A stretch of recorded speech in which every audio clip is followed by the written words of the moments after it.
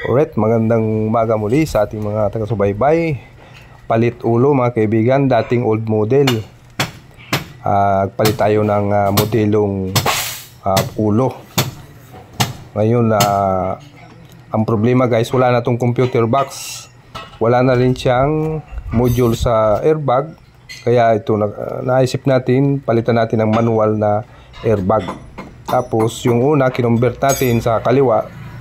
Pinag-convert natin yung wiring. Ang problema natin hindi magmamatch yung wiring doon sa pinakang makina niya, kasi yung makina niya ay old model.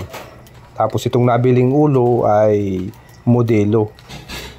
Ngayon hindi nag-match yung dashboard, hindi rin nag-match yung mga indicator at yung mga function niya. Kasi walang module, hindi nabubuhay yung indicator niya sa dashboard. Kaya nag-decide tayo na i-rewiring lahat yan. Nagkabit na nga tayo dyan ng mga LED lights. Yung malalakas na LED lights. Pero mahina lang ang voltahe niyan. Ayan, at ito na, na-convert na natin yung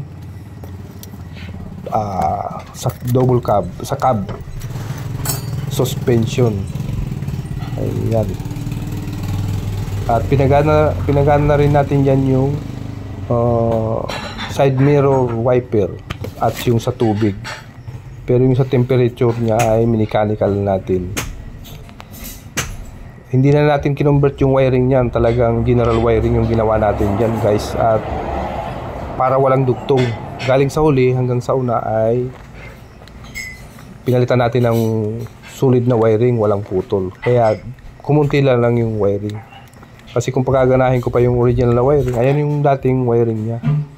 Yun, sunog-sunog na, saka matitigas na. Ito yung naman original na wiring, hindi naman siya nag-match dun sa makina niya kasi manual. Itong nakakabit dito na wiring ay fully electronics, common rail. Pero yung makina nito naman ay manual. Kaya nag-decide tayo, general wiring, palit lahat ng wiring.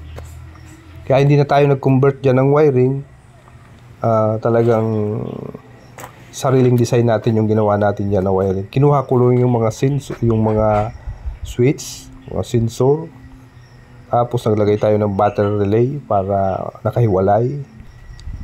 Ayan, nabaklas na natin yung wiring dyan. At ito na nga guys, at wala pa siya ng airbag. Nagsisimula tayo dyan na mag-estimate ng wiring. Pero yan naman ay naitanggal na natin yung mga wiring yan. Baklas na yung mga wiring. Ayan. Pagtingin ko yan, yung sa inyo. At yan na nga, at ito na, na-convert na natin yung airbag. Kasi wala na siyang module sa airbag. Nagbili tayo na sa Shopee ng order tayo ng mechanical na leveling valve. At nilagyan natin ng parang propeller, parang cross joint, para pagka itinaas siya ay hindi siya mapuputol, sasama siya. Ito yung isa sa wiper, yung isa naman na motor ay sa side mirror. Ayan, napakaganda ng pagkakapintura. Ang nagpintura mga kaibigan ay si Bino. Ayan, yung kababayan natin na si Bino. Ang latero naman yan mga kaibigan ay si Bing. Si Bing ang naglatero niyan. Napakaganda ng pagkakalatero. Tingnan nyo naman yung pagkakapintura niya, makinis talaga. At ang inyong likod naman, ang inyong lingkod ang nag-wiring nitong unit na ito. Ang problema lang guys dyan, nakalimutan ko palitan yung mga bumbilya dyan sa likod. Kaya pagdating dun sa site ay wala daw signal, walang stoplight. Yung palang mga laman niyan ay mga local. Hindi ko napalitan ng narba. Ayan, at ang hindi lang natin dyan ay balik sa dati, yung hindi nagmas dyan, yung sa temperature. Kasi hindi nagmas dun sa gauge niya. Pero hindi natin napagana. Pero yung sa wiper na interval, gumana siya. Yung sa... Ang problema lang nito mga kaibigan, yung sa manubila, yung busina niya ay hindi na gumagana yung sa airbag. Kaya nag-decide tayo ng busina dun sa may ibabaw. Meron. Alright mga kaibigan, at naglagay tayo ng battery relay switch na kahiwalay. Request ng driver para siya lang daw ang nakakaalam. Ayan. At nagpaandar tayo dyan, nag-test tayo ng mga indicator, oil, battery. Start natin. Okay, yan, side mirror switch, kaliwa, kanan. Okay, gumana. Yang kaliwa naman, ayan, magkatabi lang. Meron ding tubig, gumana rin. Alright, gumana rin. At wala nang module yan. Ang ginamit natin dyan ay manual switch na lang, para kahit saan natin na pahintuin ay hihinto yan. Ayan. At pati yung side mirror, gumana. Maganda yung pagkakagawa. Ayan, nakikita ni boss yung side mirror gumagalaw. Tuwang-tuwa si boss dyan. Ayan, pinandar na natin yan. At yun, nag-request ng electric fan. At pinagana rin natin yung bright at saka yung low ng room light. Ayun, nasa ibabaw yung busina. Kasi yung busina niyan dito sa airbag ay wala na yung sa pinakang ribbon niya, putol. Ayan, gumana yung oil, pati yung sa hangin. Ayan, pati hazard nasa manubila pa rin, original function. Ayan, ang kagandahan ng general wiring, kakaunti na lang ang wire. At tinesting natin yung power window, pati apakan, umilaw. Okay, power window sa kaliwa, function, okay rin. Sa kanan, gumana din. Driver side, gumana rin.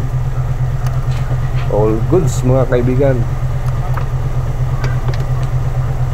Ayan, okay, walang sabit. Maganda yung pakakabili ni boss ng ulo. Ayan, si paring Bing nandun sa unahan. At naglagay tayo ng busina nga, stoplight switch lang yung ginamit natin dyan. Ayan, gumana na yung signal light natin sa uli. At yung bumper, napakaganda ng bumper na gawa ni paring Bing. Master latero natin yan. At ang nagpintura niyan ay si Bino,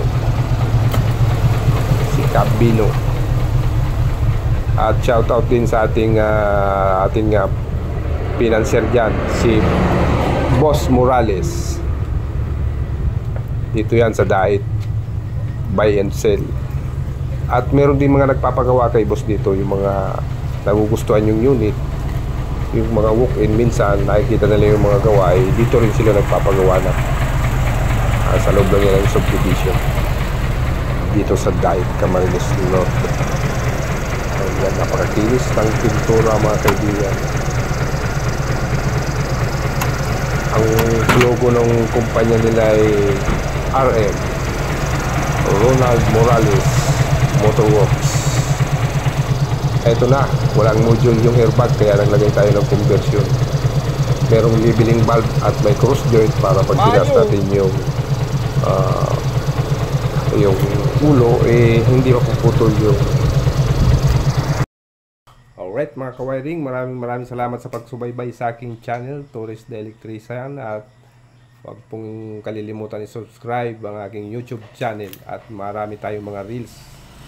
Huwag nyo rin kalimutang i-follow ako sa aking Facebook page, Torres the Electrician. At maraming salamat sa pagsuporta. At mag-ingat po tayong lahat.